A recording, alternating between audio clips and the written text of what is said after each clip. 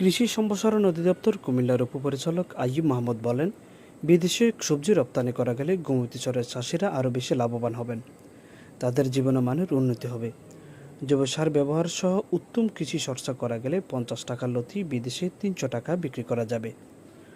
উত্তম কৃষি চর্চা করে বাংলাদেশ থেকে 50,000 মেট্রিক টন আম বিদেশে রপ্তানি করা হচ্ছে।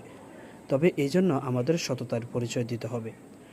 জমিতে যে সার ব্যবহার করা হয়েছে তা প্রকাশ করতে হবে।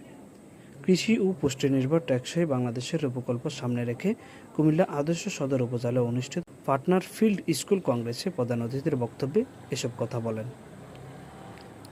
পার্টনার প্রকল্পের আওতায় আয়োজিত এই কংগ্রেসে অংশ নেন স্থানীয় কৃষক, উদ্যোক্তা সহ অন্যান্যরা।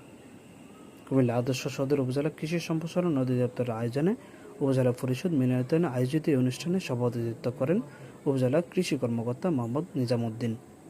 বিশেষ অতিথির বক্তব্য রাখেন অতিরিক্ত উপপরিচালক শেখ আজিজুর রহমান, উপজেলা নির্বাহী কর্মকর্তা ফাতেমাতুজ জোহরা, উপজেলা সমবায় কর্মকর্তা শরীফুল ইসলাম। আপনি সবজি উত্তম কৃষি চর্চার মাধ্যমে উৎপাদন করেন এবং এই সবজি যদি বিদেশে রপ্তানি করতে পারেন তাহলে আপনার আয় কয়েক গুণ বেড়ে যাবে।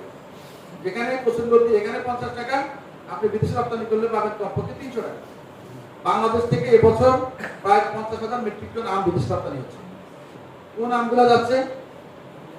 যে আমগুলা ওই গ্যাপ প্রোটোকল মেনটেন করে উৎপাদন করা হচ্ছে। কাজে আপনি উত্তম কৃষি চর্চা করেন তাহলে আপনি ওই জায়গায় যেতে পারবেন।